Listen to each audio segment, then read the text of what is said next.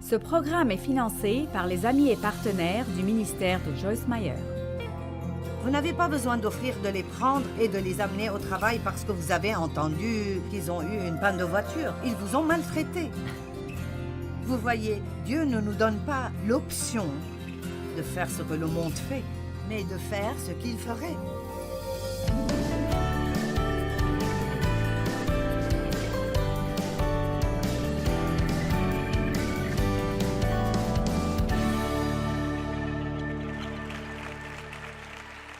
Romains chapitre 6. Laissez-moi juste vous dire quelque chose à propos de l'épître aux Romains. Vous devez étudier Romains 5, 6, 7 et 8 jusqu'à ce que vous le compreniez. Et dépendant de combien votre pensée est religieuse, vous devrez peut-être les étudier pendant 2 ou 3 ans avant de les comprendre, parce qu'ils nous parlent de comment nous sommes rendus justes devant Dieu à travers Christ et pas à travers ce que nous faisons. Ils nous parlent de la chair et de l'esprit, de comment vous pouvez vouloir faire une chose dans votre esprit et vouloir faire une autre chose dans votre chair.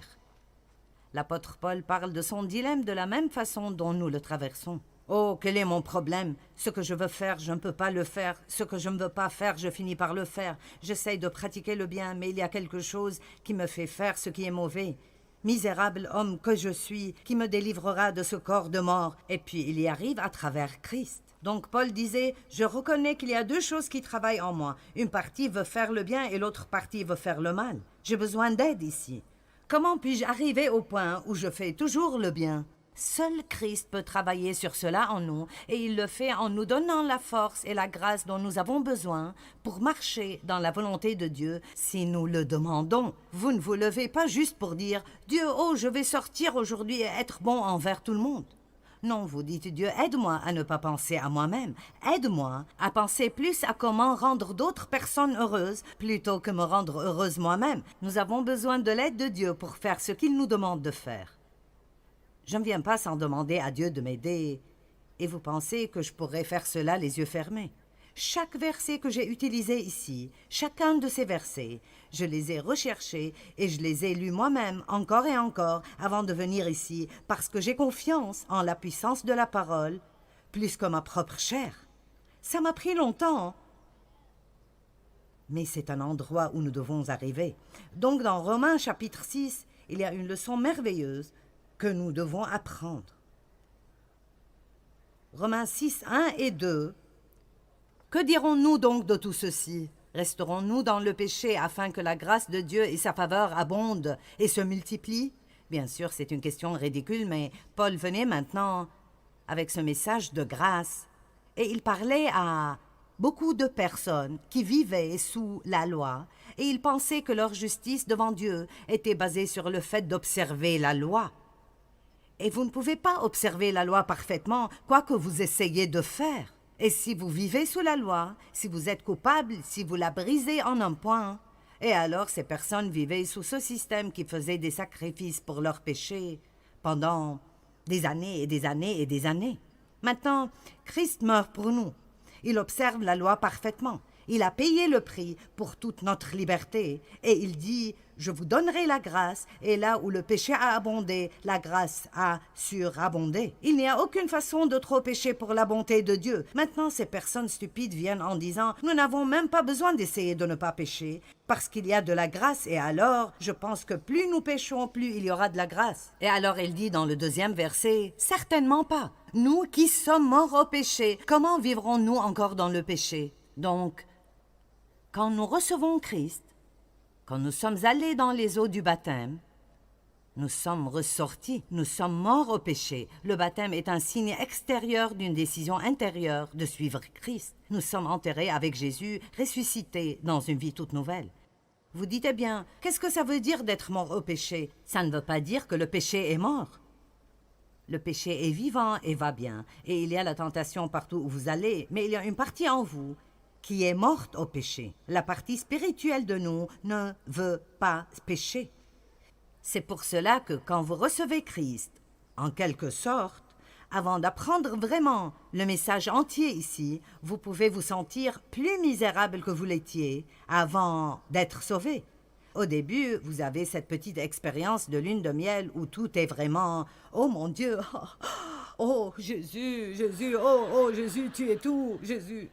Et puis soudainement, Dieu commence à dire « D'accord, le stade bébé est terminé. Maintenant, c'est le moment de grandir. Et toutes les choses que vous faisiez, qui ne vous dérangeaient pas du tout, maintenant, elles vous dérangent. » Eh bien, qu'est-ce que tu veux dire?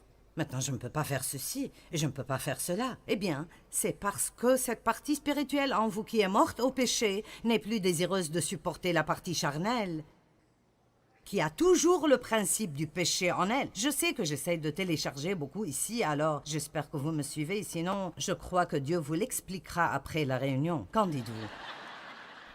C'est quelque chose que vous devez comprendre vous-même. Si vous êtes né de nouveau, dans votre esprit, vous voulez faire ce qui est juste et vous avez tout ce dont vous avez besoin en vous pour obéir à Dieu, vous avez la maîtrise de soi, l'amour, la joie, la paix, la patience, la bonté. Mais vous avez toujours une chair, et votre chair est votre corps. Et votre âme, les parties de votre âme qui n'ont pas été crucifiées, c'est-à-dire les parties de votre âme qui n'ont toujours pas été confiées à Dieu. Il y a une guerre pour l'âme de l'homme. L'Esprit de Dieu vous veut en entier. Le diable vous veut en entier. L'Esprit travaille à travers votre esprit pour obtenir cet accès, et le diable travaille à travers votre chair pour obtenir cet accès. Et c'est pour cela que nous ressentons certaines des choses que nous ressentons. Ça ne veut pas dire que vous êtes bizarre, ça ne veut pas dire que vous n'êtes pas sauvés, ça veut dire que vous êtes des êtres humains qui sont toujours en chemin, en train d'être continuellement et constamment changés. Amen. Alors notre but est de céder devant Dieu et de ne pas céder devant le diable. Est-ce que vous comprenez cela? Vous me regardez un peu comme... Devant qui est-ce que vous céderez? Quelle tentation allez-vous prendre? Je pense que ceci est une façon super simple d'expliquer cela. Qui a déjà eu l'opportunité de pardonner à quelqu'un, mais ne l'a pas fait? Ne me faites pas ces grimaces. Si je dis « Qui veut un miracle ?» vous pouvez lever les mains. Pensez à cela. N'avez-vous jamais été tenté de donner plus que vous donnez?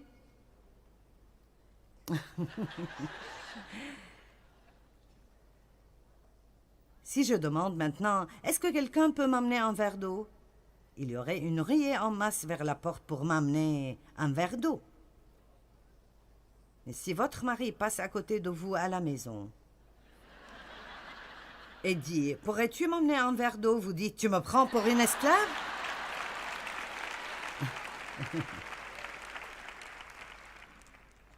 Ouh, je vous ai eu, n'est-ce pas?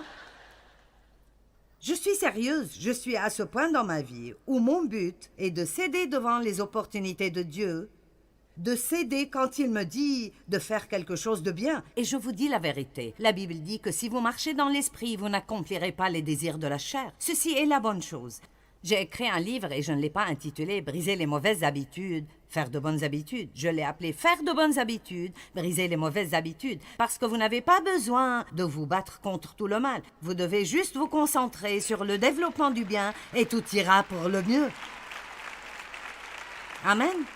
Vous n'avez pas besoin de regarder tout ce qui est mauvais en vous tout le temps. Regardez plus vers Christ, regardez dans sa parole, commencez à faire les choses qu'il veut que vous fassiez, et bientôt vous direz « Mon Dieu, je change » et je ne sais même pas comment c'est arrivé. Ça nous garde du côté positif de la vie. Maintenant, il dit que vous êtes morts au péché. Regardez au verset 11. Romains 6, 11. « Ainsi regardez-vous comme morts au péché, et votre relation avec comme brisée, et comme vivant pour Dieu, dans une alliance ininterrompue avec lui, en Jésus-Christ. Maintenant, regardez-vous veut dire comment est-ce que vous pensez à ces choses. La vérité essentielle est que vous n'irez jamais au-delà de ce que vous croyez. Donc, n'importe combien vous êtes mort au péché dans l'esprit, si vous ne croyez pas cela, ça ne vous aidera pas. Nous devons vraiment faire beaucoup de réflexions à propos de ce que nous croyons vraiment. Est-ce que je crois vraiment que je suis appelé à faire ceci et que j'ai entendu de Dieu? Eh bien, si je crois vraiment ceci, il n'y a pas de raison du tout pour moi de même. Laissez l'ennemi me tenter de penser que ceci n'est pas bon et que j'ai le mauvais message. Vous voyez, depuis longtemps, je ne monte pas ici pour être tourmenté. Je monte ici pour suivre Dieu et pour vous donner ce que je crois être une parole du Seigneur. Combien d'entre vous ont déjà pris une décision que vous croyez que vous avez vraiment entendue de Dieu et puis le diable commence à vous dire que vous faites la mauvaise chose? D'accord. C'est là que vous devez dire « Non, je crois que j'ai entendu du Seigneur ». C'est ce que vous croyez qui déterminera si vous aurez de la paix ou si vous aurez de la misère. Maintenant, verset 12. Que le péché ne règne donc plus dans votre corps mortel, temporaire, périssable, pour vous soumettre à ses envies et vous soumettre à ses désirs et ses mauvaises passions.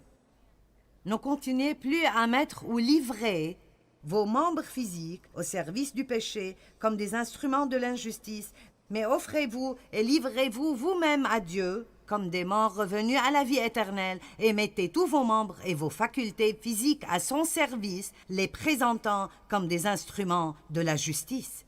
Donc, voici ce que je recommande. Chaque matin, quand vous vous levez et vous prenez votre temps avec Dieu, formez cette habitude dans votre vie. Vous dites « Dieu, me voici. Je sais que tu vis dans mon esprit. Je te remercie de m'avoir sauvé. Merci d'avoir pardonné tous mes péchés. Je suis à toi aujourd'hui.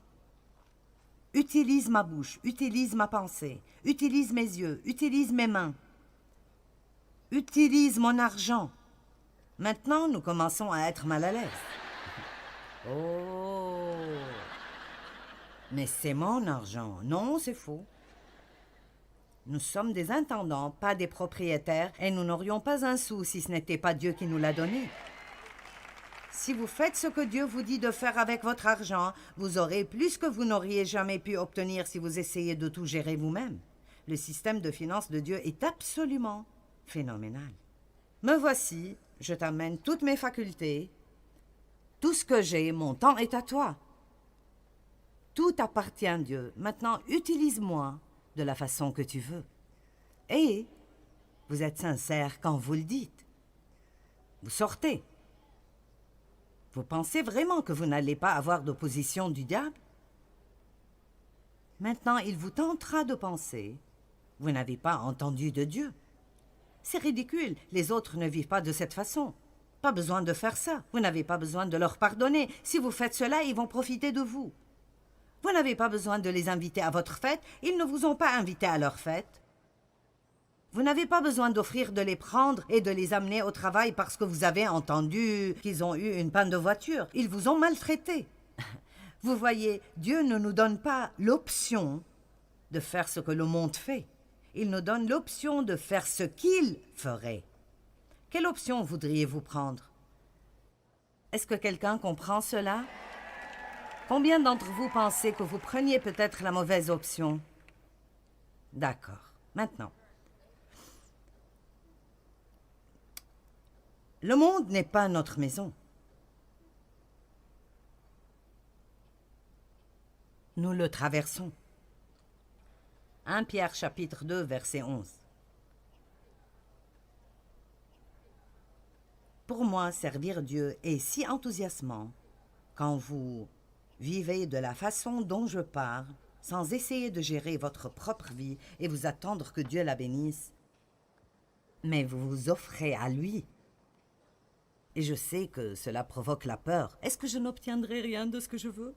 Vous obtiendrez plus de ce que vous le voulez que vous obtiendriez si vous essayez de l'autre façon. On ne dirait pas que vous me croyez, mais c'est bon. Bien-aimés, je vous implore comme résidents temporaires des étrangers dans ce monde, ne cédez pas aux envies sensuelles, les désirs méchants, les passions de la chair, votre nature charnelle. Ils font la guerre contre votre âme. Vous êtes des résidents temporaires et des étrangers ici. Vraiment, nous ne faisons que passer. Billy Graham a écrit un livre intitulé « Presque à la maison ». J'aime ce titre.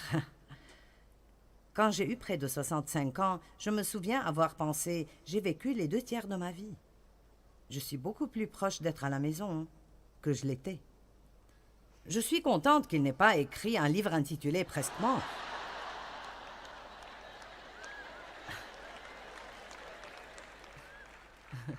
Pensez-y, Nous ne faisons que passer, ceci n'est pas notre maison. Plus vous grandissez, plus vous êtes près de rentrer. Et je veux vivre ma vie en m'occupant un peu plus de l'éternité, parce que c'est beaucoup plus long que ces quelques années, même si je vis 100 ans. Et vous savez, je me souviens d'un temps où si j'aurais fait face à la mort, j'aurais été si effrayée et je me serais sentie si trompée parce que ma vie n'était pas si bonne jusqu'à ce point. Mais je peux honnêtement vous dire que je suis prête et j'ai eu une bonne vie et Dieu a accompli sa parole et il m'a donné quelque chose de grand à faire en me laissant prêcher la parole. Mais ce n'est pas par accident. Beaucoup de cela est les choix que nous faisons. J'aurais pu rester amère et haïr mon père jusqu'au jour de ma mort, mais j'aurais juste détruit ma vie ici. Je n'aurais pas pu faire ce que je fais maintenant. Nous avons des options. Est-ce que vous comprenez? Vous n'avez pas à juste vivre comme le monde ou faire tout ce que la chair vous demande de faire. Nous avons une option et notre option est qu'à travers la puissance du Saint-Esprit, nous pouvons résister aux tentations de Satan et nous pouvons nous soumettre à Dieu et nous pouvons être des gens qui, à chaque fois qu'ils ont l'opportunité de faire quelque chose de bien, nous le faisons. Ouh!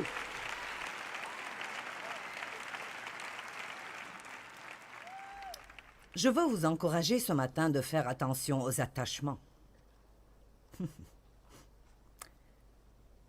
Nous nous attachons à des choses et c'est une chose très dangereuse. Parlons donc des gens.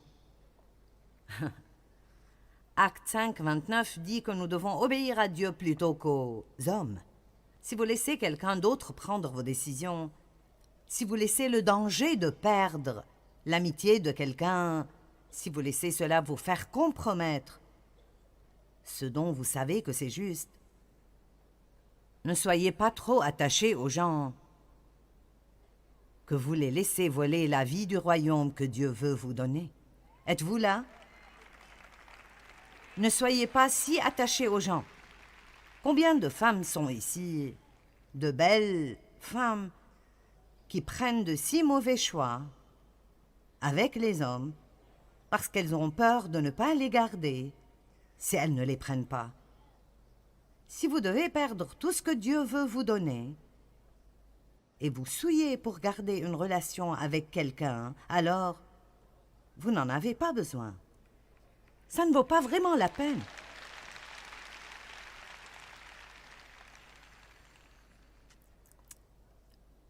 Si nous nous occupons trop de notre réputation avec les gens, nous paierons un prix élevé. Il y a un prix élevé pour la vie misérable. Et à propos d'être attaché à des endroits, je me demande combien de gens sont attachés à une église où ils allaient pendant la plus grande partie de leur vie. Ils ne sont pas nourris spirituellement là-bas. Ils ne reçoivent rien. Ils ne grandissent pas. Ils dorment durant la majorité de ce qui arrive, ils n'aiment pas y aller, ils ne peuvent pas attendre que ce soit fini, mais ils restent parce que leurs amis sont là-bas. Ils sont habitués. Ce n'est pas loin de la maison. Cette autre église où j'aimerais vraiment aller, ça me prendrait 30 minutes d'y arriver. Allons, nous conduirons pendant 1 heure pour obtenir une solde de 75%. Oh!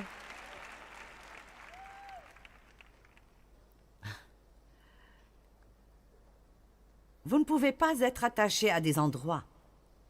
Vous devez vous joindre à une église où vous grandirez, où la parole ne vous réconfortera pas seulement, mais elle vous confrontera aussi.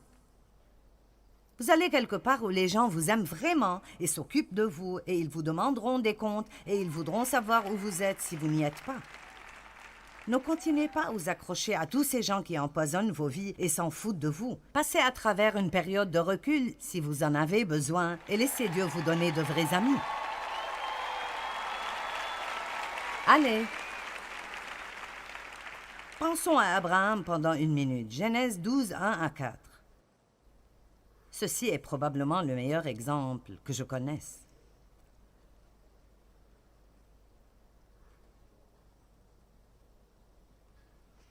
Donc, à Charan, l'Éternel dit à Abraham, parce qu'il ne s'appelait pas encore Abraham ici, « Va-t'en de toi-même, pour ton propre avantage, loin de ton pays, loin de ta patrie et de la maison de ton père, dans le pays que je te montrerai.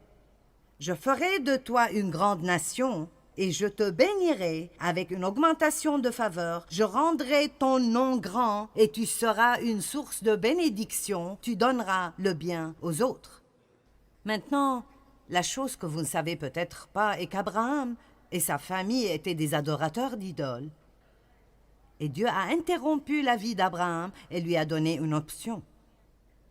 Il a dit, regarde, si tu es prêt à t'éloigner de tout ceci, je me demande combien il était attaché à sa maison, à son pays, à ses cousins, à tous ses amis. Et si Abraham avait dit, je ne peux juste pas partir, c'est beaucoup trop. Et Dieu ne lui a même pas dit où aller, c'est là le hic. Il a dit, va-t'en et pars vers l'endroit que je te montrerai. Après que tu partes, et si tu fais cela, si tu abandonnes cette vie misérable, allez maintenant, si tu laisses cette vie misérable, voici la vie meilleure que je veux te donner. Je te bénirai, je te donnerai une abondante augmentation de faveur, je te rendrai riche, je te rendrai célèbre, je ferai connaître ton nom, et je ferai de toi une bénédiction pour d'autres personnes où que tu ailles. Dieu peut vous amener à un point où vous êtes plus intéressé par le fait de bénir que par le fait d'être béni. Et c'est là que vous arrivez dans l'économie de Dieu.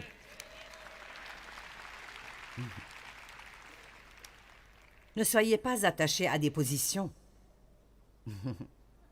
Amen. J'ai travaillé dans une église dans ma ville pendant 5 ans. Je recevais mon salaire là-bas. Je n'avais pas à croire pour cela. Le pasteur, si. Et j'ai eu quelques opportunités là-bas, mais Dieu avait de plus grandes opportunités qui m'attendaient. Mais je devais pour cela quitter mon travail à l'église, non pas quitter l'église, mais quitter mon travail à l'église, parce que je ne pouvais pas poursuivre ce que je sentais que Dieu voulait que je fasse, et garder mon travail là-bas. Et pendant 2 ans, j'ai totalement désobéi à Dieu. Et je suis devenue plus misérable, et plus misérable, et plus misérable, et plus misérable. Et j'ai commencé à avoir toutes sortes d'absurdités qui arrivaient dans ma vie, des gens qui viennent contre moi, des épreuves niaises et folles. Et j'ai dû apprendre que j'étais attachée à cette place, ces gens, cette position. J'avais de l'honneur là-bas. Ma chaise avait mon nom dessus. J'avais une place de parking dans le parking réservée en mon nom. Houhou!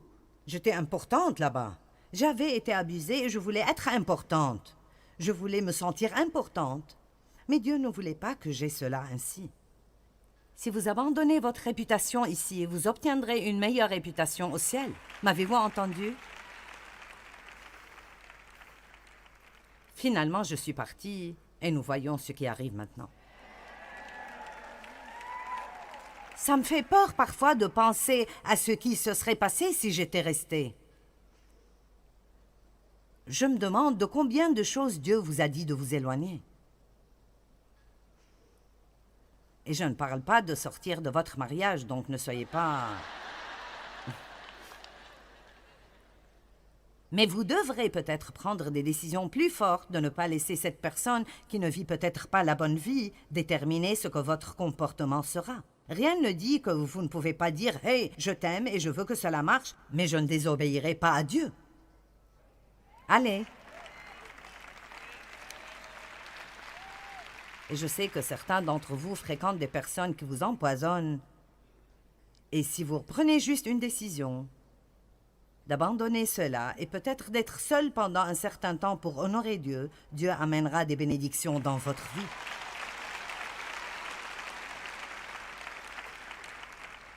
Jean-Baptiste était complètement prêt à donner sa position quand Jésus est apparu sur la scène. Il était un précurseur de Jésus. Et quand Jésus est venu, il a dit « Il doit augmenter et moi, je dois diminuer ». Nous devons savoir comment discerner les saisons dans nos vies. Et il y avait une longue période de temps, une longue saison où Dave et moi, nous gérions tout dans le ministère. Nous étions impliqués dans chaque décision et c'est arrivé au point où ça me tuait. Parce que je voyageais trop et je ne pouvais pas faire tout ça. Et je ne voulais même plus le faire, et Dieu a pourvu nos 2 fils. Et j'aimais le fait qu'ils travaillaient ici et aidaient avec le travail, mais nous ne voulions pas leur donner de l'autorité.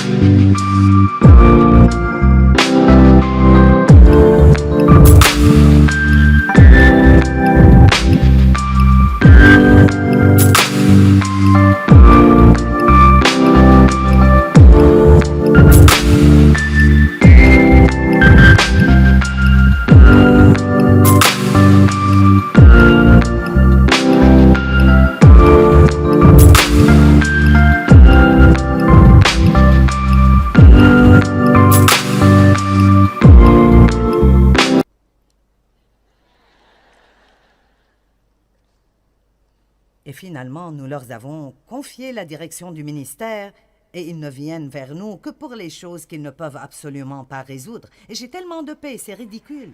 C'est merveilleux. Et beaucoup de choses sont devenues mieux. Mais vous voyez, je devais être prête à donner la torche et à entrer dans une nouvelle saison dans ma vie.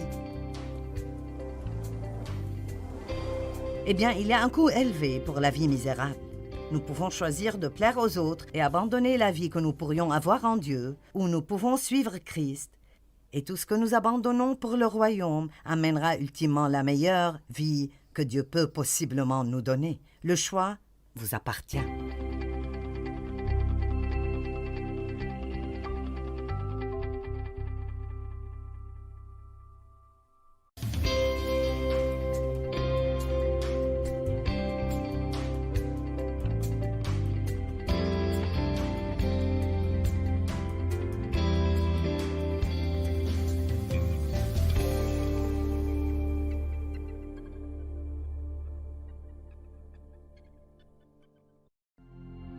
Ce programme est financé par les amis et partenaires du ministère de Joyce Meyer.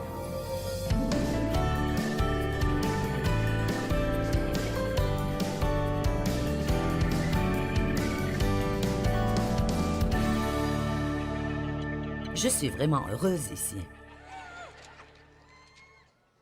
Vous savez, Job avait eu une mauvaise expérience. Je veux dire, il l'a traversée. Et ses amis ne l'ont pas aidé. Ils parlaient jusqu'à le blâmer et trouvaient toutes sortes de fautes en lui et ce n'était pas bon. Le verset 10 dit « L'Éternel rétablit Job dans son premier état et retourna sa situation quand Job eut prié pour ses amis. Et l'Éternel lui accorda le double de tout ce qu'il avait possédé. » Quand il eut prié pour ses amis.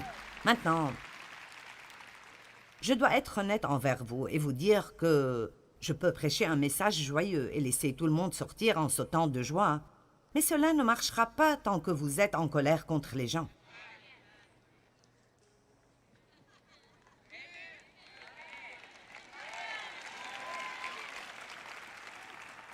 Les promesses de Dieu viennent avec des conditions. La foi ne marche pas si l'on ne marche pas dans l'amour. Galates 5 dit « La foi agit et est alimentée et fortifiée par l'amour. Et l'amour donne, et l'amour pardonne. » Trop de chrétiens sont en colère. Vous n'avez pas assez de temps qui reste dans votre vie pour perdre un jour de plus à être énervé contre quelqu'un qui se moque de si vous êtes contrarié. Amen.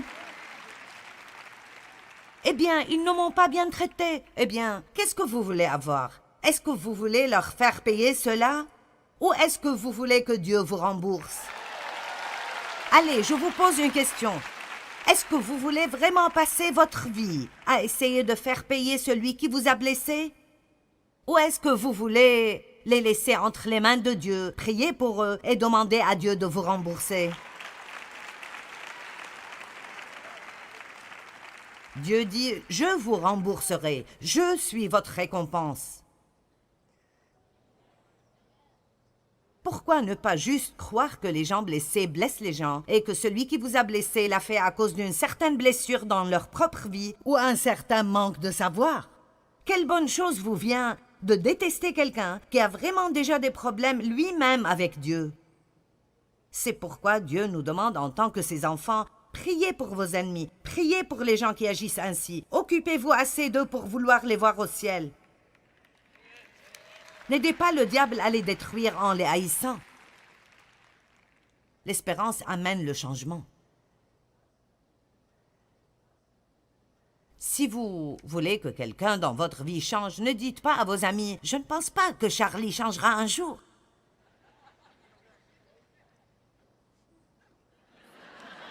C'est mon meilleur regard maternel. Il y a certaines façons dont votre mère vous regarde, et vous savez le regard. Alors je vous donne ce regard aujourd'hui. Vous ne resterez plus en colère contre les gens. Dieu a une double bénédiction pour vous, et je veux que vous l'ayez. Amen.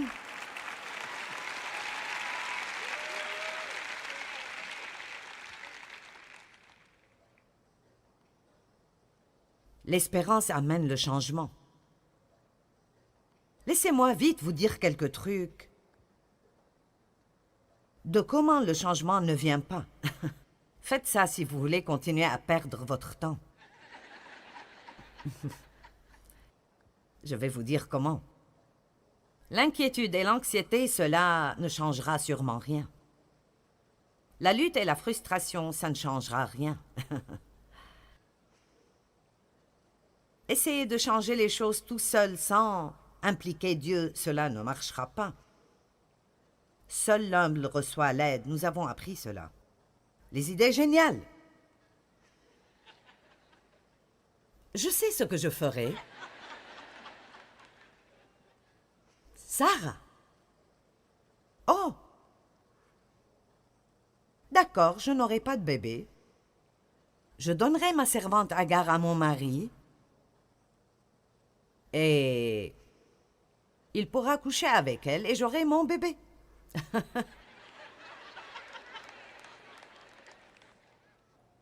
Combien d'Ismaël avez-vous reçu en attendant Isaac?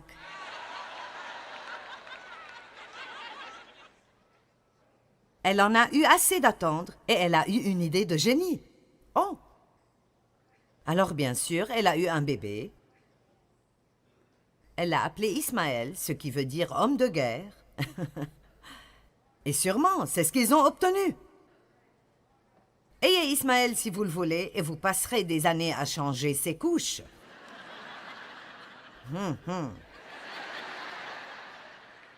Allez, certains d'entre vous me suivent vraiment très bien. Vous dites, d'accord, eh oui, je l'ai maintenant. Voici une autre manière par laquelle le changement ne viendra pas. Haïr la vie que vous avez maintenant. Je hais ma vie, je veux une vie différente. Jouissez de la vie que vous avez et voyez juste combien vous pouvez la rendre meilleure. Allez!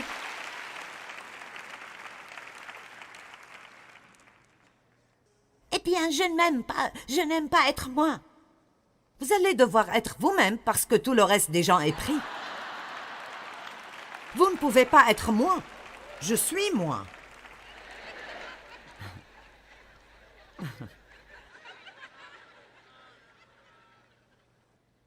Allez, certains d'entre vous ne s'aiment pas. Vous dites, je ne veux pas être moi-même. Eh bien, vous l'êtes. Mais je ne m'aime pas. Eh bien, vous allez avoir une vie misérable. Parce que où que vous alliez, vous voici. Vous ne fuirez pas loin de vous-même, pas une seule seconde. Vous devez aller à la salle de bain avec vous. Vous dormez avec vous, vous mangez avec vous, vous conduisez avec vous.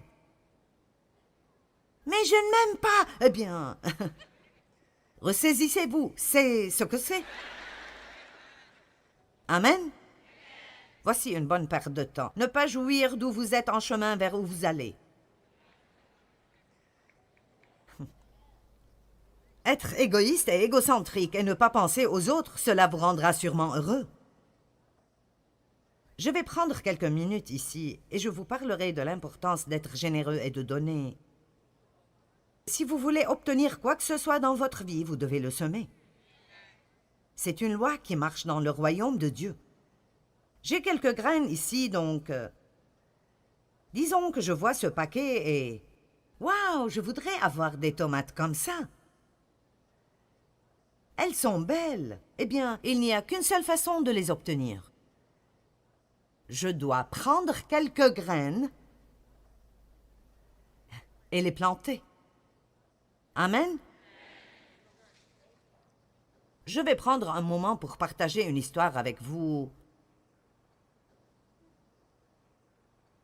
Parce que ce qui arrive dans notre société est que le don entre les croyants diminue.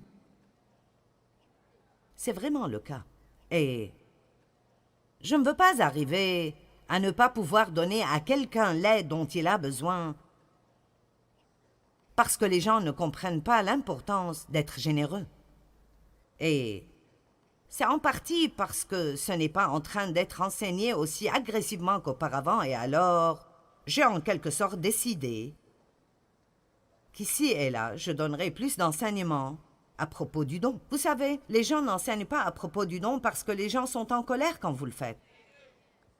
C'est un prédicateur qui essaie d'obtenir votre argent. Épargnez-moi ça. Vous savez, j'ai 71 ans et demi. Si j'allais, je veux dire, allons. Je ne fais pas ceci pour avoir votre argent. J'ai une maison, j'ai une voiture, j'ai 11 petits-enfants et j'ai un fauteuil à bascule. Je peux juste aller me balancer. Je n'ai pas besoin de faire ceci et je ne le fais pas pour prendre votre argent. Tout ce que nous recevons, nous le donnons en essayant d'aider des gens à travers le monde.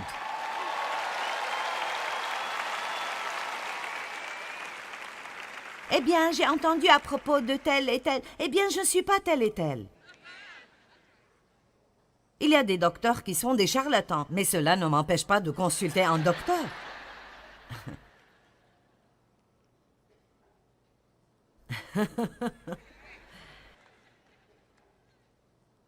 Le diable aimerait que nous ayons peur d'enseigner sur le don, parce que c'est l'une des choses les plus importantes que vous pouvez apprendre. Donnez et l'on vous donnera une bonne mesure, bien tassée, secouée et débordante. Amenez toute la dîme et les offrandes dans l'entrepôt pour qu'ils puissent être utilisés dans ma maison, et voyez si je n'ouvrirai pas les portes du ciel pour déverser sur vous une bénédiction jusqu'à débordement. Amen.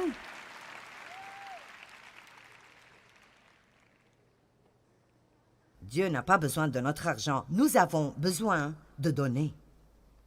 Nous avons besoin de donner. Pourquoi est-ce si difficile de donner un tout petit peu d'argent? Dans 1 Roi 17, il y a une histoire, et je vous suggère d'aller la lire vous-même. Je ne prendrai pas le temps de la lire en entier. Mais Élie était un grand prophète, et il y avait une famine dans la région. Et il vivait près d'un ruisseau, et le Seigneur le nourrissait surnaturellement. Il avait son eau du ruisseau, et les corbeaux lui ont amené de la nourriture. Et j'aime quand la Bible dit « Et le ruisseau se dessécha ». Quand votre ruisseau se dessèche, Dieu vous dit que c'est le moment de partir.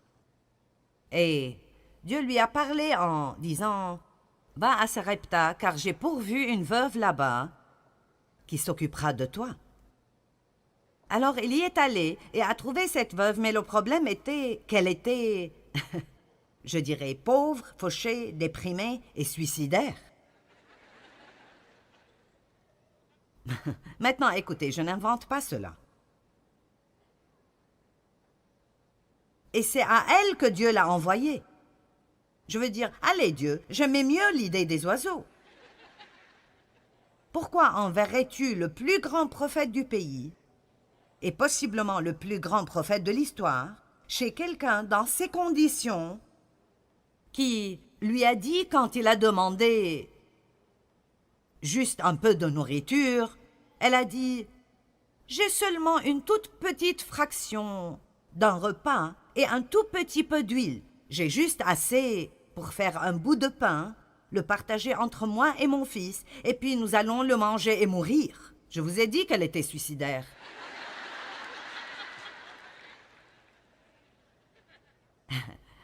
Elle regardait la mort, pas la vie.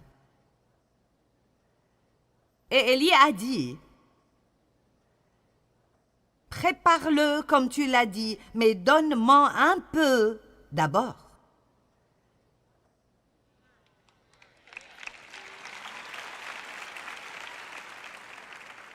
Vous savez comment cela irait dans les médias.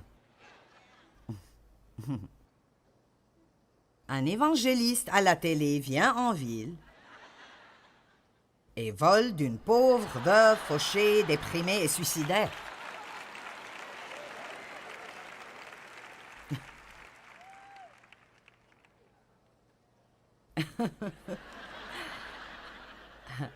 Amen.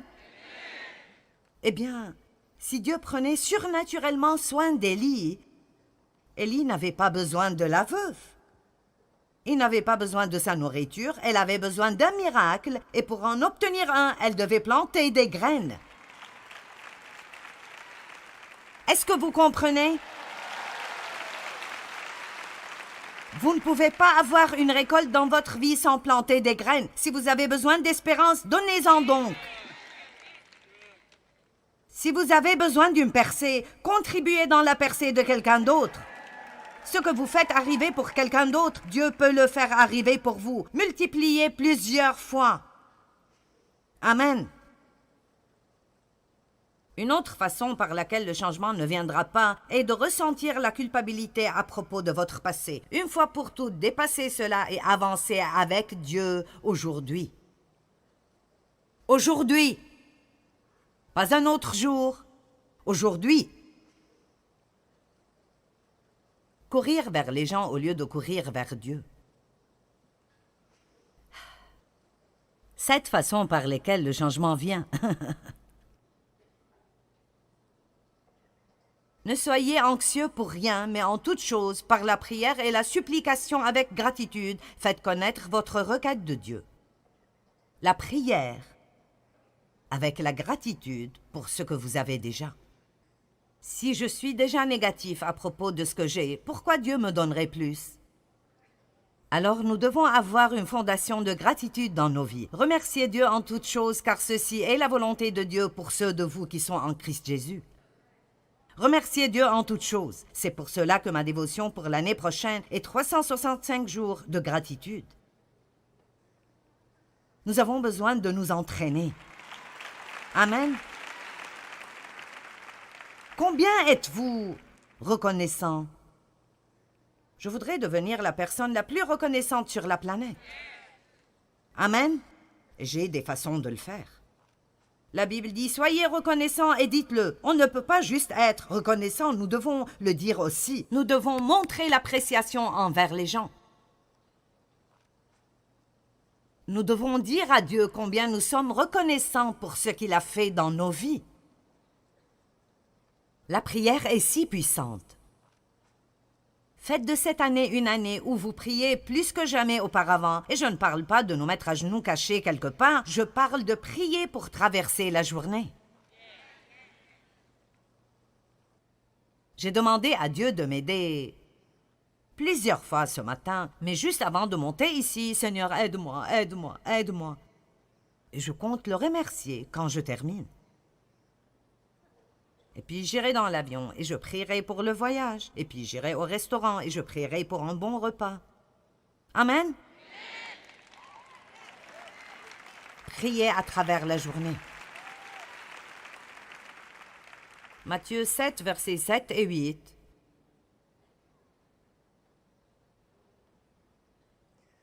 Espérez donc. Continuez à demander et on vous donnera. Continuez à chercher et vous trouverez. Continuez à frapper et l'on vous ouvrira la porte. Car celui qui continue de demander reçoit, celui qui continue de chercher trouve, et l'on ouvre la porte à celui qui frappe résolument. Soyez déterminés dans la prière. Je dis à Dieu parfois, et je ne suis pas en train d'être irrévérente, « Ceci est dans ta parole, et je ne me tairai pas. »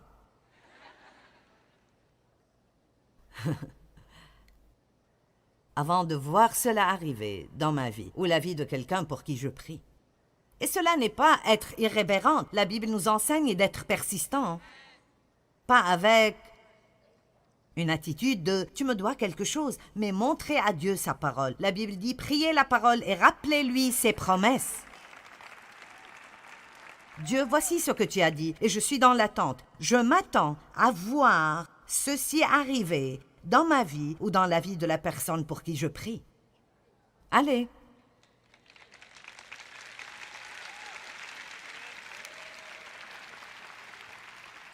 Espérez donc. Traitez d'autres personnes bien alors que vous vous attendez pour vous-même.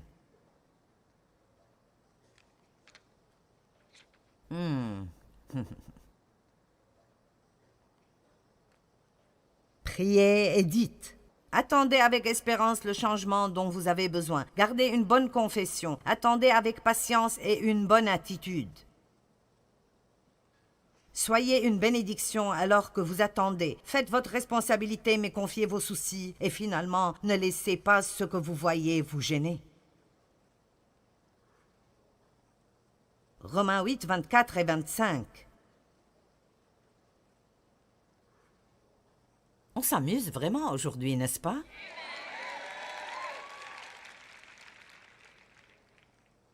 Voici l'endroit de joie. Car c'est en espérance que nous sommes sauvés. Or, vois ce que l'on espère, ce n'est plus espérer. Qui en effet continue à espérer ce qu'il voit? Mais si nous ne voyons pas ce que nous espérons, nous l'attendons avec patience et persévérance. Nous allons relire cela. L'espérance est pour quand vous ne voyez pas, pour que vous ne soyez pas désespérés quand vous ne voyez rien arriver. C'est là que vous avez besoin d'espérance. Nous avons de l'espérance jusqu'à la manifestation. Car c'est en espérance que nous sommes sauvés. Or, voir ce que l'on espère, ce n'est plus espérer. Qui, en effet, continue à espérer ce qu'il voit? Mais si nous ne voyons pas ce que nous espérons, nous l'attendons avec patience et persévérance. Je serai une prisonnière de l'espérance. Et puis finalement, Hébreux 11, verset 1. La foi est l'assurance des choses qu'on espère, une démonstration de celles qu'on ne voit pas. C'est le titre de propriété et la compte des bonnes choses qui viennent. Continuez à espérer. Proverbe 13, 12 dit « Un espoir différé rend le cœur malade ». Nous avons commencé avec vraiment une vraie parole de Dieu qu'il allait délivrer les gens ce week-end de la dépression et tous ses proches. Ce qui est tout ce qui vous rabaisse parce que Jésus a dit « Levez la tête car votre délivrance est proche ». Il est notre gloire et celui qui nous hausse la tête. Tout cet abattement, découragement, dépression, chagrin, désespoir, toutes ces choses viennent de l'ennemi. Et ce n'est pas la façon dont Dieu veut que nous vivions, ni la destinée que Jésus nous a achetée avec son sang. L'espoir différé, ne pas avoir d'espoir est la cause de tout cela. Ça rend le cœur malade. Le cœur devient malade. Alors je déclare aujourd'hui que si vous serez un prisonnier de l'espérance, si vous vous attendez à ce que quelque chose de bien arrive avec vous chaque jour, je ne peux pas vous dire exactement quand ça viendra, mais je peux vous dire que vous serez plus heureux chaque jour alors que vous attendez, que vous le serez si vous attendez dans la peur et l'inquiétude et l'anxiété et la frustration et toutes sortes de misères et haïr votre vie.